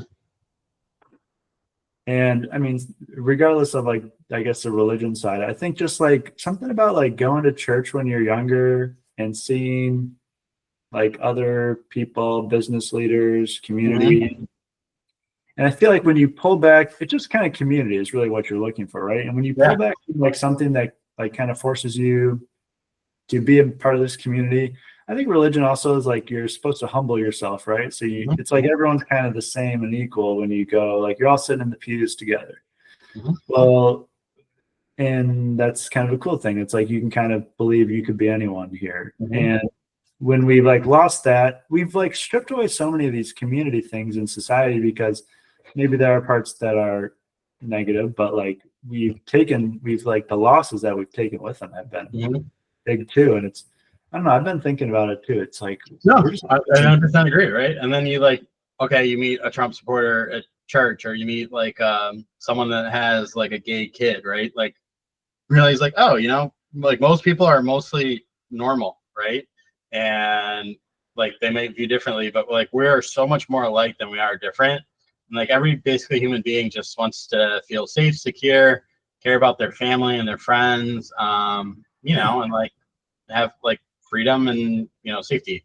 And like that's every human that's what we really only care about, and we just have different ideas how to get there. But yeah, I agree with like the community aspect of it also kind of forces you in a routine, right? And like I think that's kind of a good thing. And so it's like if you're forced to interact with the real world, you realize that it's just a great moderating force. Things are never as bad as because fear is such a powerful motivator. So if you're just hooked on that like fear drip of the internet where it just like the algorithms just pump you towards that direction, if you're predisposed to it, and you can find I think it's kind of like the internet's great in a way where you can find all these niche communities where it's like, oh, I'm a woodworker, and I care about like woodworking, or I care about this niche video game, or I care about, I don't know, like local politics and, like Florida. Like, great, you can all connect. Or you have weird fetishes, or you're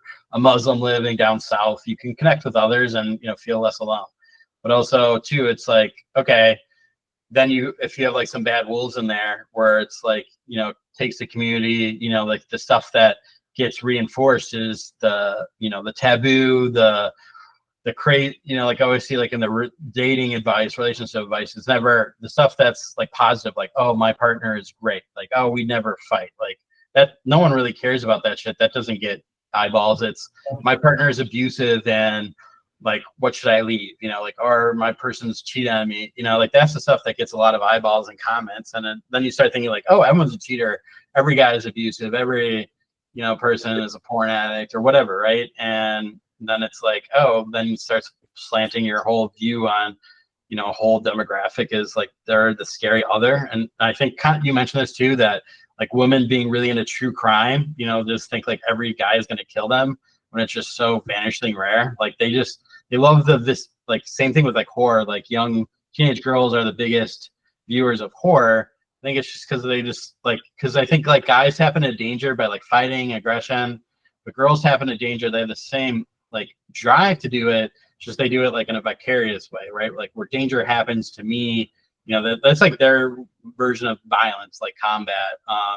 And it's like, so you have like this whole like almost celebrated discourse of it that no one talks about, like, oh, maybe we should, like violent video games, it's always talked about as, like a bad influence, but no one talks about like, okay, if you watch a shit ton of true crime shit, that's probably gonna have some negative effects on you, but no one like really like throttles that or has conversations about that. And I think that's kind of weird, and it's, like that's clearly can be a negative influence. So I don't know. I think there's just a lot of like hyper specialization is where we are in our country, and that can lead to a lot of good. But like there's pros and cons to everything, and I think the cons we're kind of slowly starting to address that.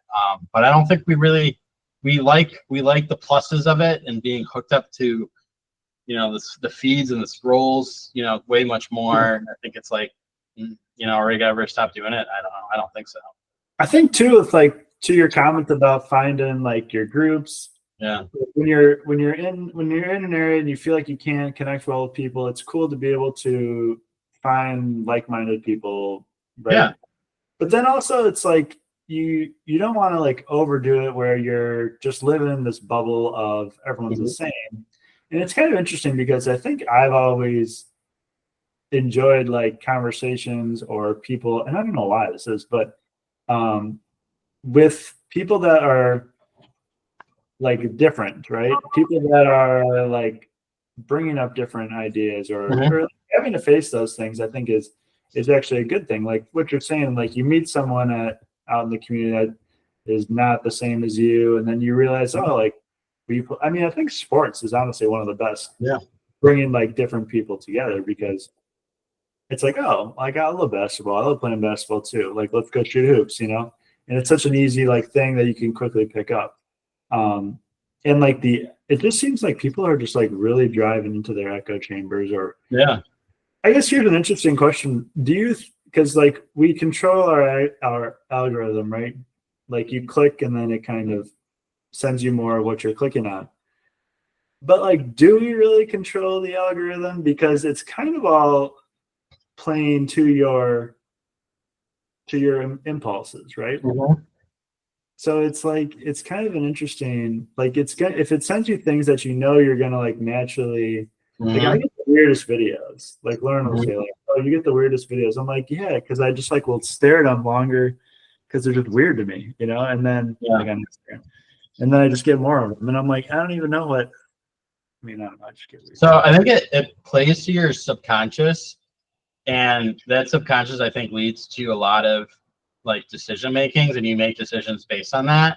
But you probably maybe not like sometimes, oftentimes, I don't know, but like a lot of what your decisions are made on that, and like you probably can't articulate it if pressed in some cases, but like whatever, like maybe some moment happened to you, or maybe because you were born, or like like who your parents are, who your friends are, what your ethnicity is, what country you live in, like all that I think shapes who you are. And so it's kind of like the free will question. Like, do we have free will? Like, yes and no, right? Like a lot of your life is just decided the instant you're born based on who you were born to, what economic class, your parents are still together, how educated they are, your friends, like, really you're like 80% of your life is already preordained just because of that. And like, sure, you can make decisions and like, oh, I have this white collar job versus this white collar job, or I live here versus here, or I'm this religion, like this, go to this church versus this. But it's like, you're still like, gonna go to church, make this amount of money, be married to this person, have this sort of thing. Like, it's kind of crazy to think about it that way. So kind of like, like you'd probably do you think that like the algorithm, like when you're looking at the algorithm, you're almost facing your subconscious? Yeah, it's like the narcissism of man, where you're facing the true reflection of who you are, at least in that moment. Yeah, and it's like, do you want to address it and change it, or no? And like a lot of people probably don't want to, right? Because it's addicting, right? It's a drug. It's really a drug in the sense of, I don't know. I think you get the same effects in your brain as like whatever, right? It's just reinforcing that you're correct, you're right. Whatever decisions you made, I don't know, like whatever your beliefs you are the correct beliefs to have, and like it's kind of like an emotional blanket. It's just an emotional comfort zone, right? Don't ever leave your comfort zone. Go to whatever you're predisposed for. Yeah, it's interesting. What would be interesting too is like, say you gave someone like a blank account and started clicking through, how long do you think it would take before Instagram or Twitter or whatever knew like most information about, like probably like 5-10 minutes. right? It probably wouldn't take that long where it's like, oh, okay, this person grew up here, is this age, is this class of Yeah. this type of job, married or not, kids. Mhm. Like it'd be pretty interesting actually. Or even like more like, okay, say you take like a hardcore Trump person and you take a hardcore like Bernie Sanders person and you like swap their feeds, like that they were always going to get that other person's feed, like no matter like if they click dislike and all that stuff, like how could their views be changed? You know, I think it would change like, and they're forced to do it. an amount, a decent amount, I would say. Yeah. I think that's what it kind of frustrates me personally. It's like you kind of just wonder what else Yeah. is there. Yeah. But all right, interesting. So Reagan, Nixon. Yeah, I don't know. I guess maybe George Washington too. You know, John Adams, Jefferson, the earlier people. I think we're kind of getting more, you know, because their biggest fear was two-party system and Millard Fillmore. yeah. Millard Jackson. Fillmore was Andrew the Jackson. Great Compromise of 1850. There you go. I did my Polk, right? He got the he did the Mexico-American War and we got like Texas, California. I don't know if you want to do Manifest Destiny. I did my paper on him for Mrs. K in 7th grade. There you go. There you go. All right. Moving on, is civilization a mistake? Maybe we aren't made to be domestic. Yeah. So like this was kind of just about like the hunter-gatherer, like, and I kind of looked into this. It's kind of proven not to be true, but you know, something about we had a more varied diet, you know, like more quote unquote leisure time. We died quicker, right? Because there wasn't like an actual source of food, and like specialization allows like abundance, right? And like people can get like everything they want at the fingertips, but then you're like, you know, more sad now because of that, you know, versus like if you had all this freedom and choices, you know, and you're forced, right, to either hunt or die, you know, but I don't know. I feel like, so you talked quite a bit about like a pendulum swinging. Maybe we're starting to see I the think so. swing back of that pendulum, like the civilization, like honestly, one of the biggest changes in my life that I've really enjoyed was cooking more. Mm. And I would say that it's probably like the greatest, I don't know, it's honestly one of the best things because besides like the health reasons and you just feel a lot better, like you cook amazing food all the time and you can try like all the different flavors and so I think like when it comes to civilization, the fast food and like the cheap meals and like the frozen food, I think there it is maybe a negative. But at the same time, it's like you don't want people starving because they can't eat. Yeah. So, but I don't know. Cooking, I think, is highly recommend.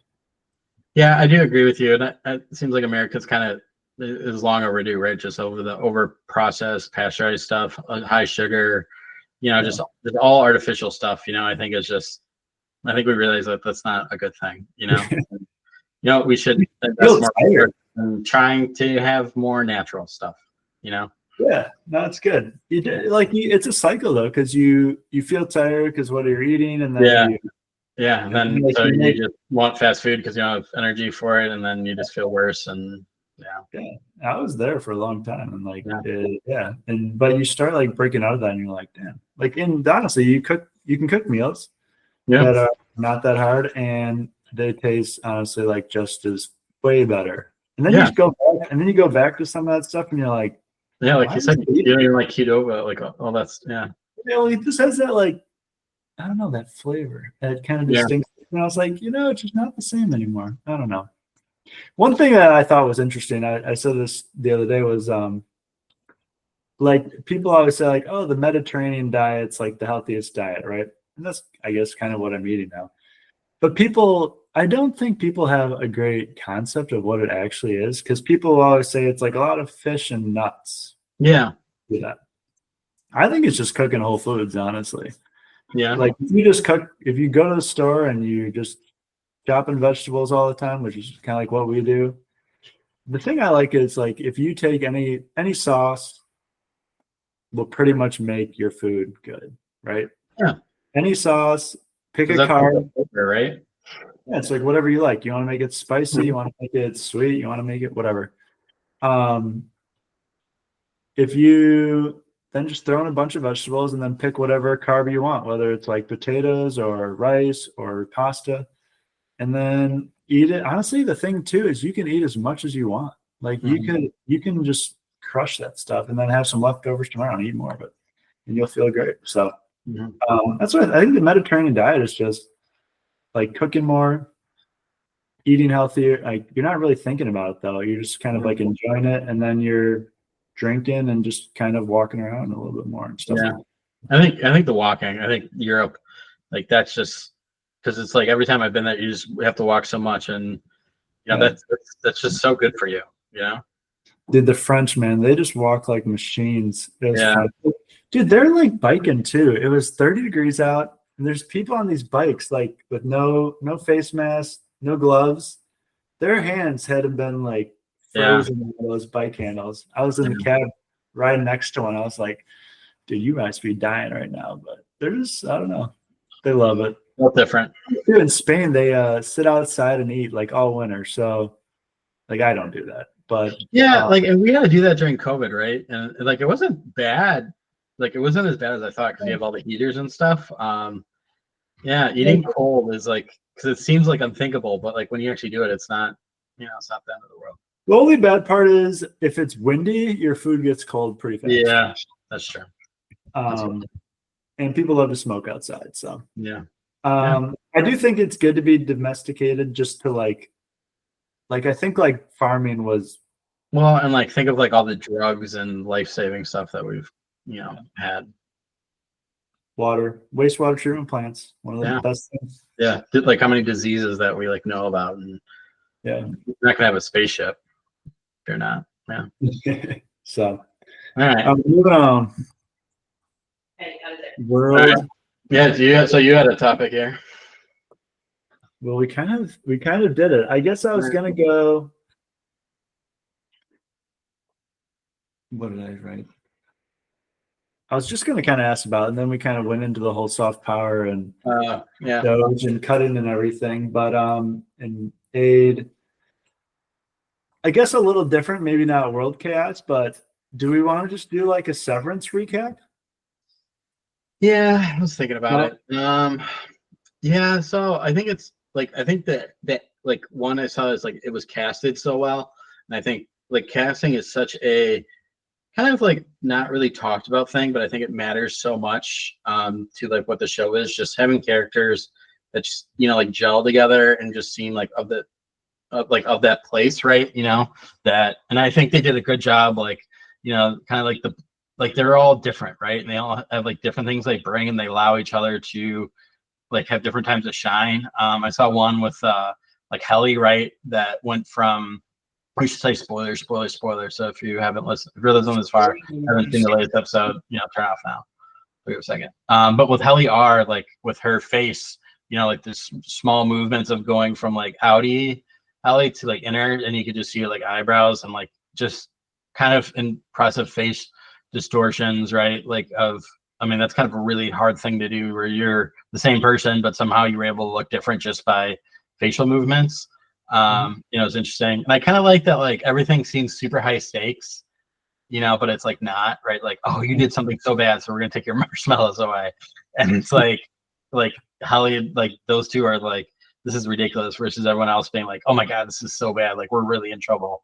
And like the show always kind of has those themes, right? Like all the rewards are you have like you know, like that music thing, like, and you pick whatever jazz, right? And like, so I kind of think like the overarching, like where they have to finish like cold storage or cold whatever, you know, the program is, like it almost seems like it's just going to be like some like minor like refinement of data processing that they think is like the world's, you know, like maybe it has to do with goats somehow. Like you find like a better goat, you know, that doesn't really matter, but like they take it super seriously. So I think kind of part of that where that's just kind of funny where, and it kind of a discussion too on current corporate culture where, you know, you're tasked with something that you just think is like life and death and so important, but like in reality, it's like, who cares, right? You know, like Cheryl makes someone's life a little bit better or easier, but if you don't do it, no one's gonna die or anything. That's funny. I didn't hear that theory. Actually, I like that theory a lot. Yeah. I was thinking actually the same thing last night. I was like, I just love the casting. Like, Mhm. it's funny though because I look at Adam Scott and I think he's great in this role. And I always just think back to his role as the older brother in The Step Brothers. Yeah. and like the scene with the abs, like and he gets Mhm. punched, and it's just I don't know, and like the singing, and it's just such a different role, but I think he's awesome, and he has such like a unique look and like I facial think and structure. all of them kind of have unique looks, right? Like even like Yep. the Black Dylan does that like he does some weird stuff with his lips a lot, and it's like, oh, there's me this time, and it's like his lips are like this, or with his, like the interaction with his wife too was like kind of perfectly him, where it was like awkward, and he's kind of like immature, right, in a way, but he's like a genuine person. I don't know, it's just an interesting person. Yeah. I saw a really cool a couple weeks ago in New York they had like the cast, they actually set up the desks in like the state, like the central station or whatever, and they just had him like working at their and he was like Adam Scott sitting there like his feet up and Helly's there and they're just like walking around talking to each other. I don't know, I think it's just such a cool show. It was really a unique episode though, like the whole door. I love it too. It's like, oh, we're going on a retreat or and I love they always have like the bizarre sayings and the music is like incredible. One thing I was thinking about was because they don't have any idea of the outside world, but they like then all of a sudden they get thrown out into the middle of nowhere. Where are they in? I don't even understand. Like, it's like it almost feels like it's like I think it's like, is it a simulation? Like I could see it being like in like it's like an indoors place that they did, right? Yeah. Versus outside, or maybe it's like a brain thing, right? Like they're like they created like some mental thing where you're not actually outside, but you think you are, type thing. Yeah, wild stuff. But great show, highly recommend. I'm excited. I just like the pace of it too. It's been good. Yeah. But it's almost I can see it kind of getting into a path where it feels like a lot happens, but kind of not a lot happens, right? Where like if you look at the season, what's like they've come back, like okay, Adam Scott, right? Like, and that's something interesting too, right? Where he's like synced up, so it's like his innie and outie are kind of the same person, so he's kind of aware of all this, but is he not, type thing. So Helly's innie kind of fell in with Adam's innie. Yeah, right? But like it's interesting, the outie, when she was the outie, that's when they like had sex, right? That's and what like, I'm the saying. outie was kind of like the outie liked him too. Yeah, but I think she did it on purpose to like get him distracted from, all the other stuff, right?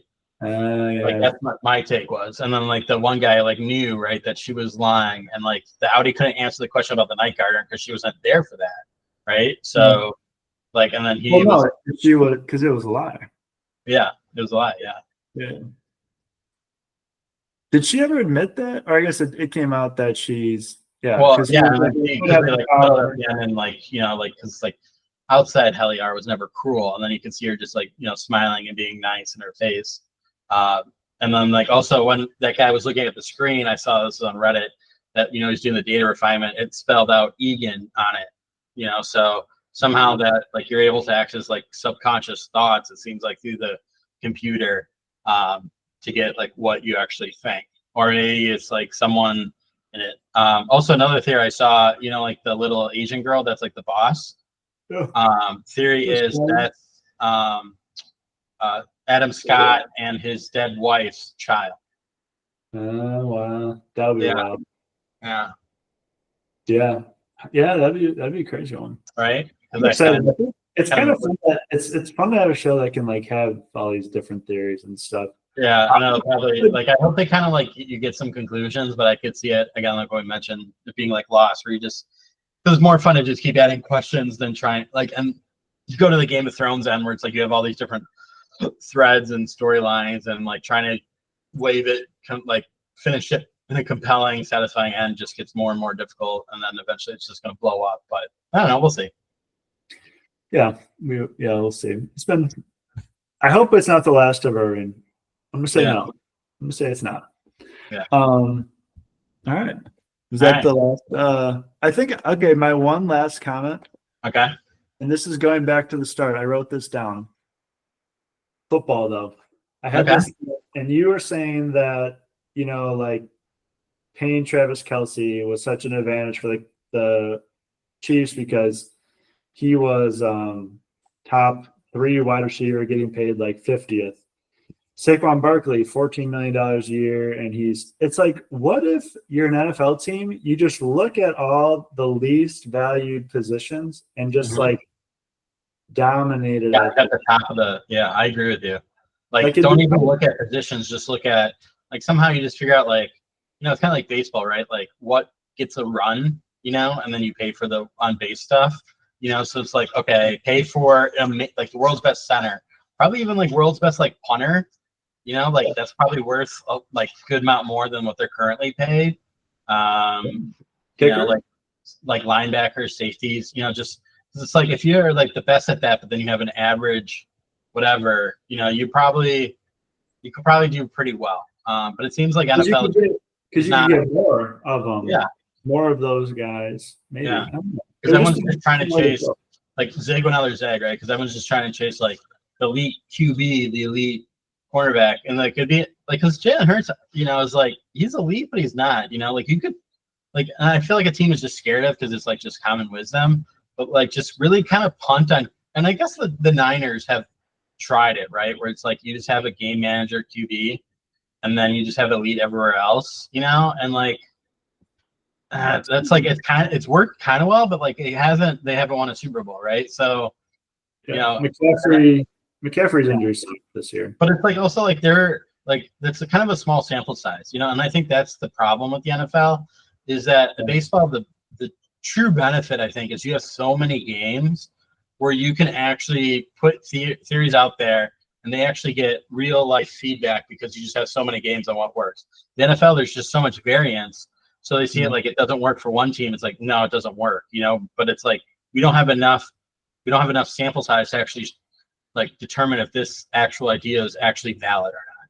And I think people just don't understand that, Like one of the benefits, and this is just going back, but like one of the nice things when Notre Dame was playing well was like the quarterback ran a lot. And then you have and we had the running back would be like the lead blocker, almost like a fullback. So you just have an extra blocker than if a running back hands the ball off. Like, why not just run Wildcat every now and then? Yeah.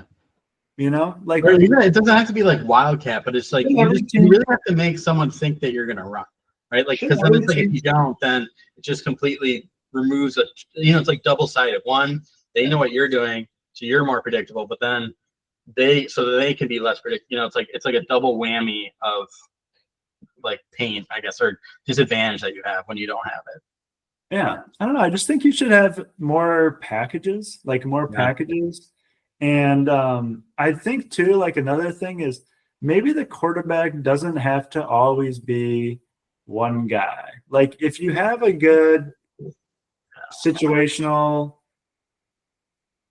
dual QB. Not necessarily 2 on the field at the same time, but like, okay, well, it's 3rd and long. Like, okay, well, we'll throw in this guy. It's 2nd and short. All right, we'll throw in this guy. Like, switch out wideouts all the time. We switch out running backs. We switch out tight ends. Line edge, but we never switch out a QB. It's a part of the formation. Just make it. It would just be interesting. Like if you had a Jordan Love and a Justin Fields, like these guys have like very different athletic abilities. The weird thing about Pittsburgh is like they had a good chance to like have that right. Just like have Justin Fields like line up as a running back, and then either he runs it or he throws it right, and you could like throw it back each other, or like you toss it and then it could be a throw. Like you would put so much stress on the defense on like what's going to happen that they'd be bound to make mistakes, and you could just because like Justin Fields can throw a bomb, right? Like it's maybe his reads aren't right, but like he can throw a bomb, and if you have like someone wide open, like you could have so many home run plays, I would imagine, with that it's like even if it doesn't work twice, if it works like the 3rd time, that makes the times where it didn't work so who cares, right? It's just so valuable of the opportunities you would get, and I think you also get a little Yeah, like NFL is like the most scared to like actually reinvent the wheel. Like, oh, now like, oh, NFL is great. We're actually going for a fourth down, but it took like a fucking decade to get to that point. I Like know. it's all just the it's like so conservative. They make these changes that seem so big and different, but it's like, It's a minor. guy like started motion, then he like Yeah. cut back the other way. Wow. Yeah. It's like, all right, guys. Well, I don't know. I just would love to see. I wish they had an OOTP for the NFL because I would just it's a lot of fun with it. And I have been getting back into OOTP. I'm jacked up. The Brewers are rocking. So, Yeah, we'll have to do a Brewers episode at some point. how many days until Brewers report? What do we got?